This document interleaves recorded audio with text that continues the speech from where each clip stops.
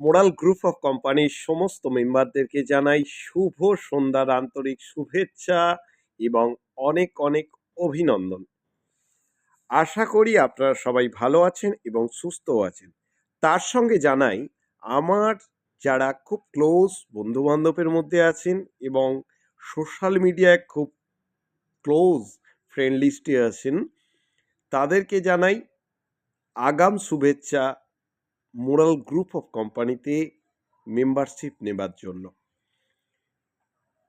ইতিমধ্যে ২০২৫ সালের জানুয়ারি মাস অর্ধাংশ শেষ হয়ে একদম শেষার্ধের দিকে কিন্তু চলে আসছে।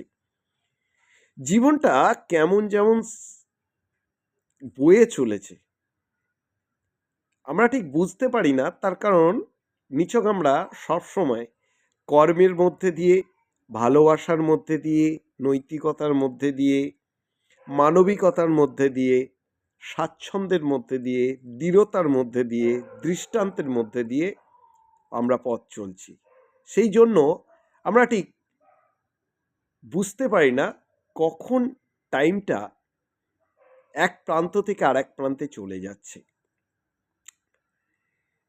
যে সমস্ত বন্ধুরা চুপচাপ বাড়িতে বসে রয়েছেন বা নিজের ফ্যামিলির সঙ্গে টাইম স্পেন্ড করছেন, তারা কিন্তু বুঝতে পারছে কিভাবে টাইমটা যাচ্ছে। কিন্তু যারা কিন্তু যে যে জায়গাগুলো আমি বলে গেলাম, তার মধ্যে যারা যারা ইনভলভ আছেন, তারা কিন্তু বুঝতেই পারছে না টাইমটা কিভাবে চলে যাচ্ছে, সকাল থেকে কিভাবে সন্ধে হচ্ছে, সন্ধে থেকে কিভাবে সকাল হচ্ছে, কিন্তু তারা কিন্তু কেউ খুঁজে পাচ্ছে না। আজকে ফার্স্ট মর্নিংয়ে সুন্দর সকাল, আমার এক জুনিয়রের সঙ্গে কথা বলে সকালটা শুরু হলো। কীরকম একটু আপনাদের সঙ্গে এই ব্যাপারটা নিয়ে একটু শেয়ার করি, তাহলে কিছু কিছু জিনিস আমাদের কি হবে না, কিছু কিছু শিক্ষাও কিন্তু আমাদের গ্রহণ করা যাবে। কথোপকথনের মাধ্যম দিয়ে অনেক কিছু জিনিস শেখা যায়, অনেক কিছু জিনিস আমাদের যেগুলো জানা নেই সেগুলোও জানা যায়। আজকের হঠাৎ করে আমাকে আমার জুনিয়র আর কি কোশ্চেন করলো, আচ্ছা অজিতবাবু, আপনি আমাকে একটা কথা বলেন, আজকের আমাদের মোরাল গ্রুপ অফ কোম্পানি 500 টাকার রিপারচেস মাস্ট করে দিল কেন? আর আপনিও এতে সায় দিলেন, বা আপনি এটাকে বলেও ছিলেন কোম্পানির ঘরে যে 500 টাকা রিপারচেসটা কেন একদম মাস্ট করে দিলেন। মানে এটা খুব সুন্দর জিনিস, 500 টাকা রিপারচেস মাস্ট, মানে প্রতি মাসে কেউ কারো বিজনেস করুক বা নাই করুক, সেই আইডির ভাউচার তুলতে গেলে 500 টাকা রিপারচেস মাস্ট। তা আমি কোশ্চেনটা শুনে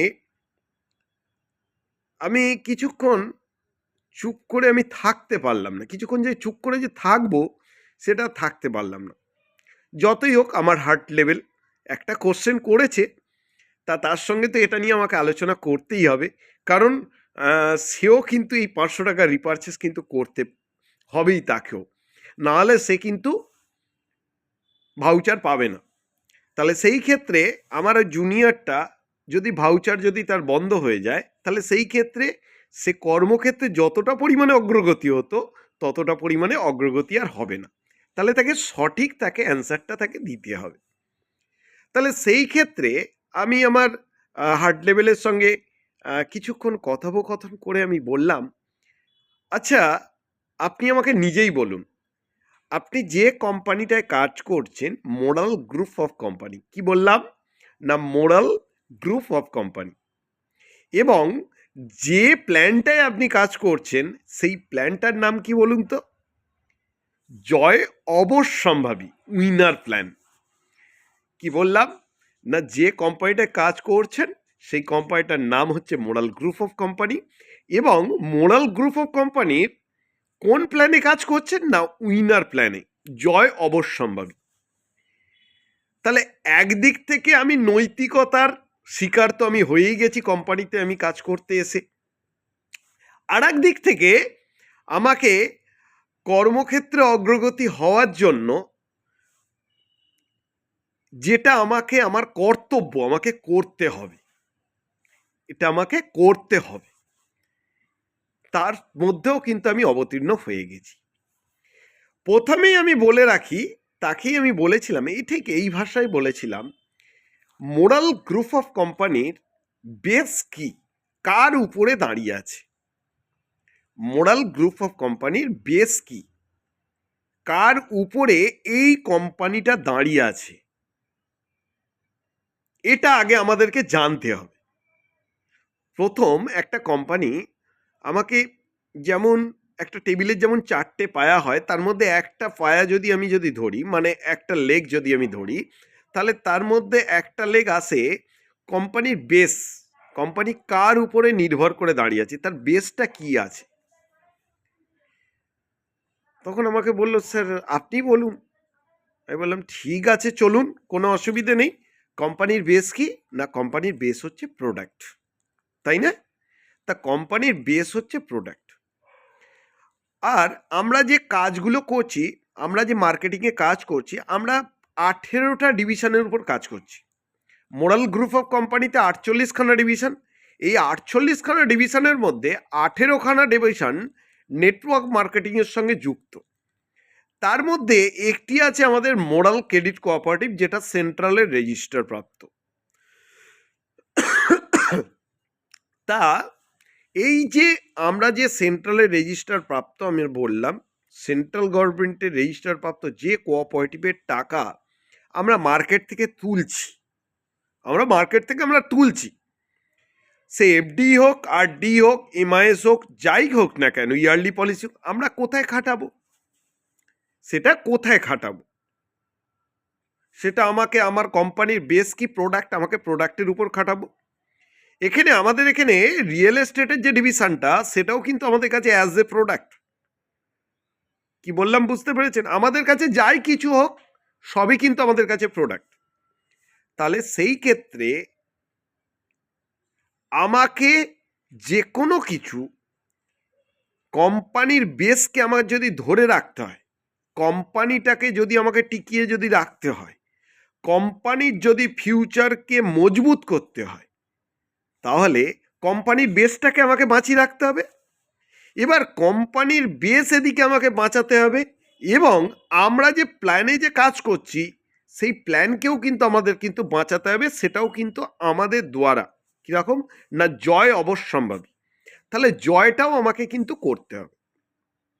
তাহলে জয় আর এদিকে কোম্পানির বেস, এই দুটোকে মজবুত করতে হবে। তো এই দুটোকে মজবুত করতে গেলে, তাহলে আমি যদি প্রতি মাসে আমি 500 টাকার রিপারচেস ম্যাগনেটারি যদি রাখি, 500 টাকার রিপারচেস আমি যদি ম্যাগনেটারি যদি রাখি, তাহলে 500 টাকার মধ্যে দিয়ে আমি এফএমসিজির একটা প্রোডাক্টও কিনতে পারি, আয়ুর্বেদিক প্রোডাক্টও কিনতে পারি, ফার্মাও কিনতে পারি, ভেটেরিনারিও কিনতে পারি, এগ্রিকালচারও কিনতে পারি, পার্সোনাল প্রোডাক্টও কিনতে পারি। যেটা মনে হবে সেই প্রোডাক্ট আমি পারচেস করতে পারি। কারণ এই কোঅপারেটিভের টোটাল টাকাটা তো আমার প্রোডাক্টের উপর খাটানো হচ্ছে। তা প্রোডাক্টের উপরে যদি প্রোডাক্ট যদি আমরা ক্রয় না করি বা বিক্রয় যদি করি, তাহলে আমার কোম্পানিকে আমি রাখবো কি করে ধরে? তাহলে আমার কোম্পানিকে রাখতে গেলে আমাকে প্রোডাক্টের উপর আমাকে কিন্তু প্রেশার দিতেই হবে, সে যে কোনো প্রোডাক্ট। তাহলে 500 টাকা রিপারচেস করলে আমার দুটো দিক থেকে, এক হচ্ছে আমার কেরিয়ারের দিক থেকে জয় অবশ্যম্ভাবী, আর একটা দিক থেকে আমি যদি দেখি, তাহলে কোম্পানির বেসটাকেও আরও বেশি করে কিন্তু মজবুত করা যাবে। কারণ যে টাকাটা আমি প্রোডাক্টের উপর খাটাচ্ছি, এবং সেই প্রোডাক্টগুলো যদি কেনা বেচা যদি হয়, তাহলে টাকাটা খেটে ডবল হবে কি করে? বা আমি মার্কেটে যে হচ্ছে আমি তাকে ম্যাচুরিটি আমি দেবো কি করে? তাহলে আমাকে যে কোনো প্রোডাক্টের উপর খাটাতে হবে, সেটা রিয়েল এস্টেটই হোক, এফএমসিজি প্রোডাক্টই হোক, বা যে কোনো প্রোডাক্ট হোক, আমাকে কিন্তু এটা মাস্ট করতে হবে। এটা কিন্তু, বা একটা আরডি পলিসি হোক, ঠিক আছে, যা হোক আমাকে কিন্তু একটা করতে হবে। তাহলে এটা করা মানে, আপনি একটা কথা ভেবে দেখুন, একটা কোম্পানিতে 25 লক্ষ মেম্বার, কথাটা বোঝবার চেষ্টা করবেন, একটা কোম্পানিতে 25 লক্ষ মেম্বার, যদি সেই কোম্পানিতে এই 25 লক্ষ মেম্বার যদি 500 টাকা করে যদি রিপারচেস যদি করে, সে প্রোডাক্টের উপরেই করুক, এফডিআরডির ওপর, আরডির ওপরেই করুক, বা রিয়েল এস্টেটের উপর, যাই যেখানে পারে সে করুক, সে যখন করছে, কোম্পানির টোটাল রোটেশনটা কোন দিকে যাচ্ছে? তাহলে কোম্পানির বেসটা তো ভালোভাবে মজবুত হচ্ছে। তার সঙ্গে এই যে বিজনেসটা পড়ছে, এই বিজনেসটা তো আপনার তো কেরিয়ার তো হিট করছে। আপনার যদি টিমে যদি আপনার 10,000 যদি ম্যান যদি থাকে, কি 30,000 যদি ম্যান যদি থাকে, সবার যদি 500 টাকার যদি রিপারচেস হয়, তাহলে আপনার অ্যাচিভমেন্টটা কত তাড়াতাড়ি, আপনি শুয়ে থাকলেও অ্যাচিভমেন্ট বেরিয়ে যাবে। আপনি ঘরে শুয়ে থাকলেও আপনার অ্যাচিভমেন্ট কিন্তু বেরিয়ে চলে যাবে। কিন্তু 500 টাকা রিপারচেস মাস্ট। তাহলে 500 টাকা রিপারচেস মাস্ট করে দেওয়াতে তাহলে আপনাদের কেরিয়ারও করতে আপনাদের বেশি কিন্তু কষ্ট হলো না। কারণ 500 টাকা রিপারচেস, তার ঘরে চাল ডাল নুন তেল এগুলো তো লাগেই, তো এখান থেকে নেবে, কোঅপারেটিভ থেকে কিনবে, বা একটা নতুন একটা আরডি পলিসি, যাই হোক বন্ধু বান্ধব যার হোক, একটা আরডি পলিসি নিয়ে এসে জমা করবে। প্রবলেম কোথায়? প্রবলেম তো কিছু নেই, সেই তো আমাকে করতেই তো হবে। তাহলে এই 500 টাকা রিপারচেস কীরকম দেখুন, কোম্পানির বেসটাকেও মজবুত করলো, তার সঙ্গে কোম্পানির কেরিয়ার প্রতিটা মেম্বারের জয় অবশ্যম্ভাবী করে তুললো এই 500 টাকা রিপারচেস। তাহলে আমার যে হার্ড লেভেল তাকে বললাম, 500 টাকা রিপারচেস আজকে যে চালু করেছে সেটা আপনার পক্ষে বেটার বলে কি মনে হচ্ছে? তখন বলল, হ্যাঁ স্যার, যেটা বলছেন তো একদম পুরো অ্যাপ্রোপ্রিয়েট কথা, এটা তো অতটা ভেবে দেখা হয়নি, কিন্তু এটা করলে কিন্তু কোম্পানি যদি এই চিন্তাধারা নিয়ে যদি এগোয়, তাহলে আমাদের কেরিয়ারটাও বেটার পজিশনে যাবে এবং তার সঙ্গে কোম্পানির বেসটাও আরও মজবুত হবে। ঠিক আছে বলে তারপর যথারীতি তার সঙ্গে আরও আমি ওনার সঙ্গে কথোপকথন করতে লাগলাম।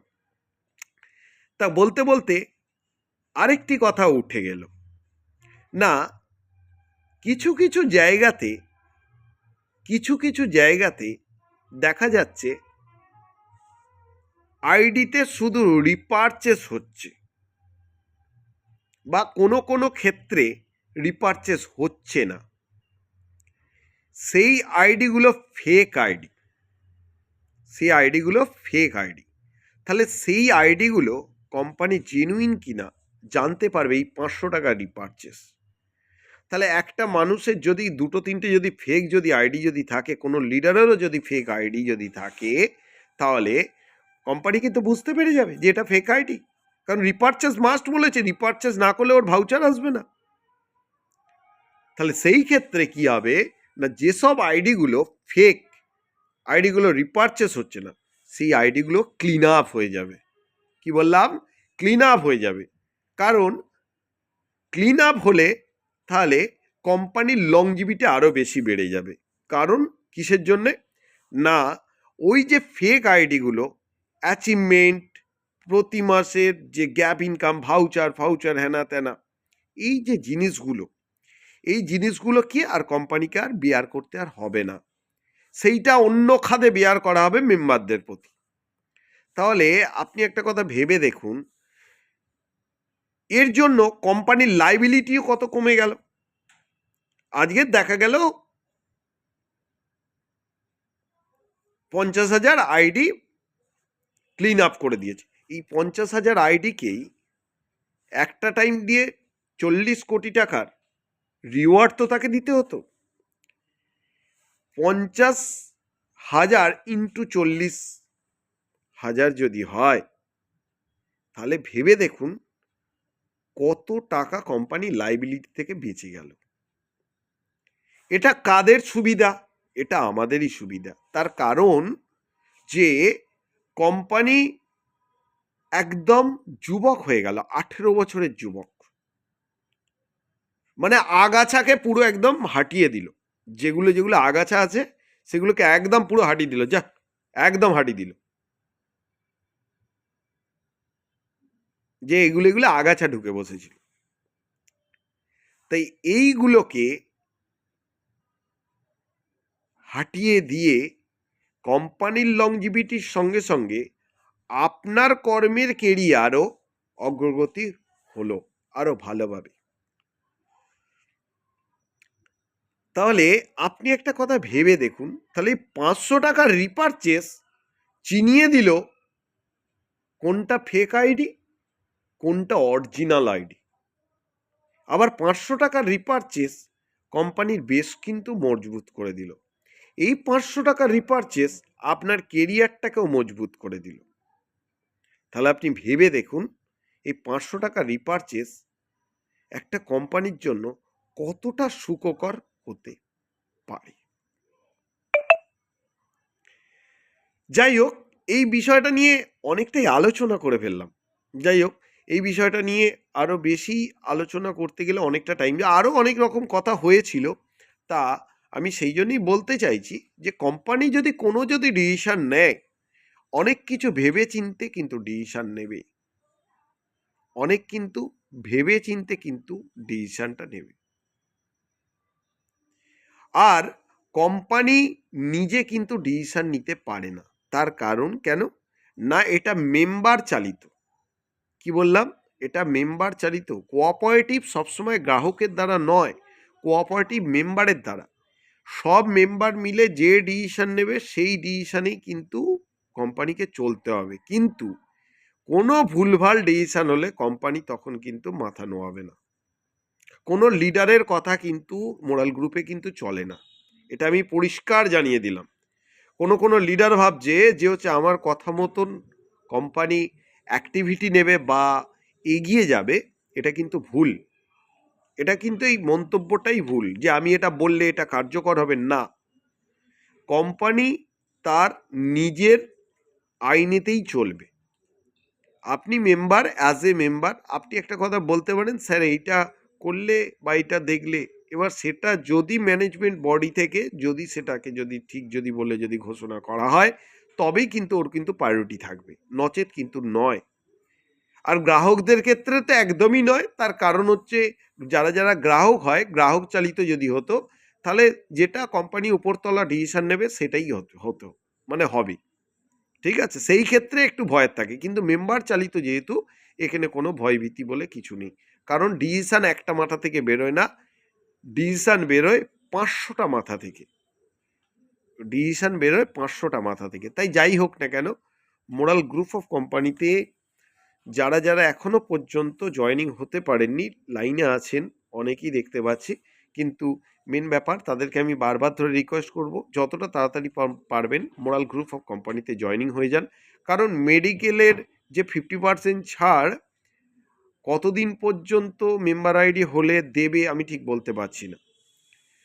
হয়তো দেখা গেল যে হচ্ছে জানুয়ারি মাস 31 জানুয়ারিতেই বন্ধ করে দিল, যে 31 জানুয়ারি পর্যন্ত যাদের যাদের মেম্বারশিপ হয়েছে তারাই মাত্র মেডিকেলে 50% ছাড় পাবে। সেই ক্ষেত্রে কিন্তু আমারও কিছু করার থাকবে না, এবং কোম্পানি যেটা বলে কিন্তু সেটাই করে, এটাও কিন্তু আপনাদেরকে জানিয়ে রাখলাম। আর কারুর কথায় বা কোনো লিডারের কথায়, বিশেষত কোনো লিডার যদি বলে যে এটা করতেই হবে, কোম্পানি সেটা মানবে না, কোম্পানি সেটা কোনোভাবেই কিন্তু মানবে না। কোম্পানির নিজস্ব ওন ডিসিশনে চলে, কোনো লিডারের কথায় চলে না। বোঝাতে পারলাম মোরাল গ্রুপ অফ কোম্পানি কি। এবং আরও একটা কথা বলে রাখি, মোরাল গ্রুপের যে রিয়েল এস্টেটের যে প্লট বুকিং যে চলছে, একদম ফ্রিতে প্লট পাওয়া যাচ্ছে। কীরকম না, আমি বারংবার আগেও বলেছি এখনও বলছি, 10 লাখ টাকা আপনার ব্যাংকে রেখে কোনো কাজ হবে না। টাকাকে খাটান, টাকাকে খাটিয়েই কিন্তু টাকা কিন্তু বাড়ানো যায়। ব্যাংকে কিন্তু টাকা রাখলে টাকা বাড়ে না। ব্যাংকে যদি আপনার 10 লাখ থাকে, আপনি 10 লাখ নিয়ে আপনি প্লটে ডিপোজিট করে দিন। ডিপোজিট করে দেওয়ার পরে আপনার নিজের নামে প্লটটা রেজিস্ট্রেশন এবং মিউটেশন, দাগ নাম্বার, খতিয়ান নাম্বার, প্লট নাম্বার ধরে আপনি রেজিস্ট্রেশন কমপ্লিট করুন। কমপ্লিট করার পর মিউটেশনও কমপ্লিট করে নিন। যে দিনকে আপনি টাকা দিয়েছেন, ধরুন জানুয়ারি মাসের আপনি 22 তারিখে আপনি টাকা জমা করেছেন, তো জানুয়ারি মাসের যদি 22 তারিখে আপনি যদি টাকা যদি জমা করেন, তাহলে সেই ক্ষেত্রে আপনি ফেব্রুয়ারি মাসের 22 থেকে 26 তারিখের মধ্যে থেকে, মানে ঠিক পরের মাস থেকেই 100 মাস যে টাকা পেমেন্ট করবেন তার 1% করে 100 মাস পাবেন। মানে আপনার যে টোটাল যে অ্যামাউন্ট, ধরুন কেউ 10 লাখ টাকা দিয়ে একটা প্লট নিল, সে প্রতি মাসে সে 10,000 টাকা করে পেনশন পাবে 100 মাস। তাহলে তার 10 লাখ তাকে তো পুরোটাই রিটার্ন করে দেওয়া হলো। উপরন্তু জমিটাও তার, জমিতে সে যখন ইচ্ছা সে ঘর করতে পারে, যা ইচ্ছা করতে পারে। কিন্তু পেনশন চলাকালীন যদি বিক্রি যদি করে যদি দেয়, যার নামে ছিল সেও পেনশন পাবে না, যাকে দিল সেও কিন্তু কোনো রকম কোনো পেনশন পাবে না। এটা কিন্তু একদম ডট কথা, আপনারা শুনে রাখুন। বারবার ধরে বলছি কথাটা, যদি মনে হয় যে আপনারা ঠিকঠাক জায়গায় ইনভেস্ট করবেন, তাহলে জমি তার কেউ তো নিয়ে চলে যেতে পারবে না, জমি জমির জায়গাতেই পড়ে থাকবে। জমিটা নিজের নামে করে নিন, 10 লাখ টাকা দিয়ে আপনি 1000 স্কোয়ার ফিট করে নিন, প্রতি মাসে আপনারা 10,000 টাকা করে পেনশন পাবেন, সারাটা 100টা মাস ধরে আপনারা পাবেন। তাহলে আপনার 10 লাখ রিটার্ন হয়ে গেল, 8 বছর 4 মাসে আপনার রিটার্ন হয়ে গেল। এবার আপনি একটা কথা বলুন, ওই 10 লাখের জমিন 8 বছর 4 মাসে কি 10 লাখে আপনি বেচবেন? সেটা যে কত গুণ বাড়বে আপনার জমি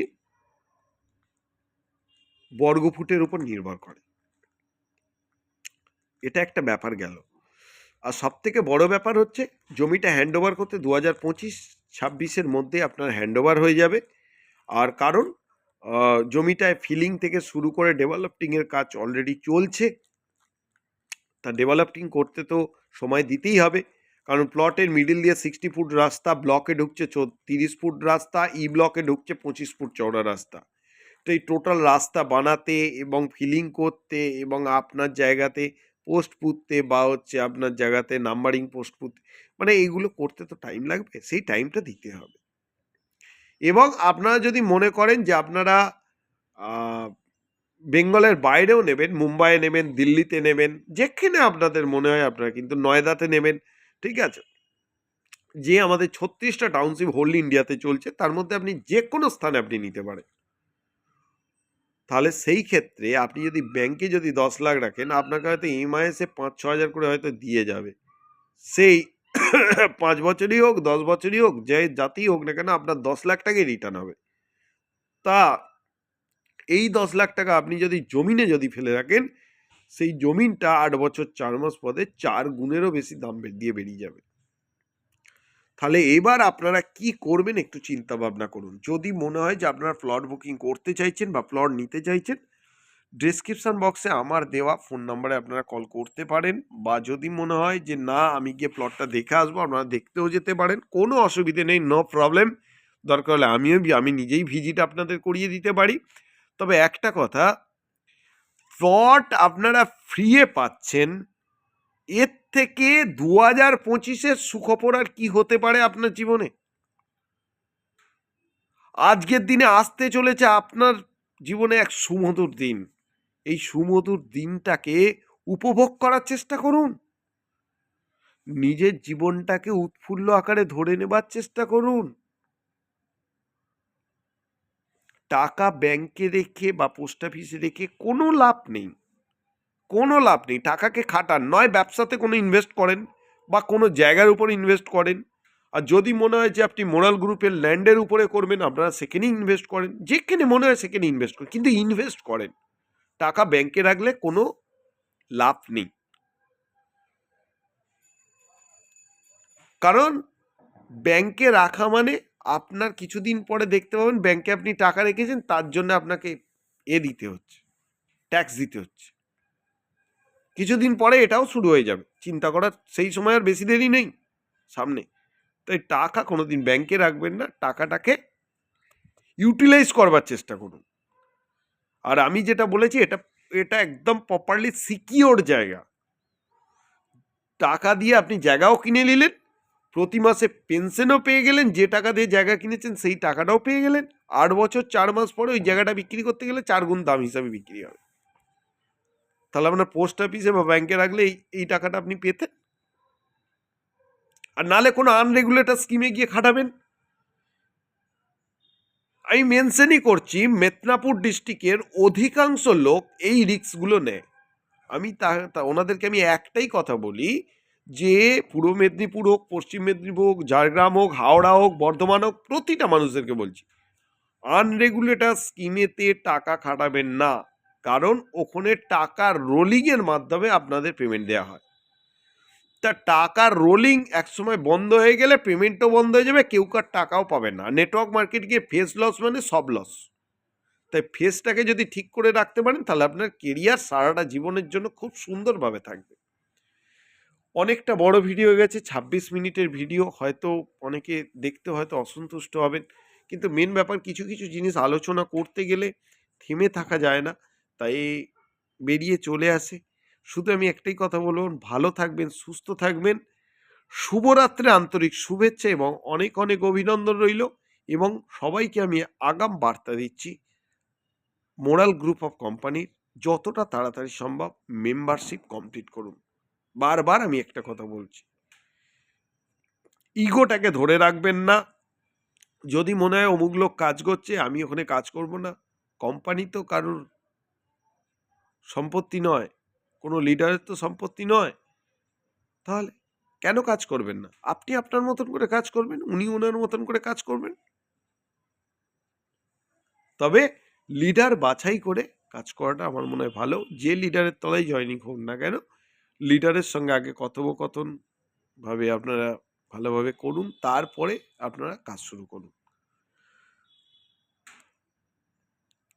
বেশি কথা না বলে শুধু শুভরাত্রি আন্তরিক শুভেচ্ছা এবং অনেক অনেক অভিনন্দন দিয়ে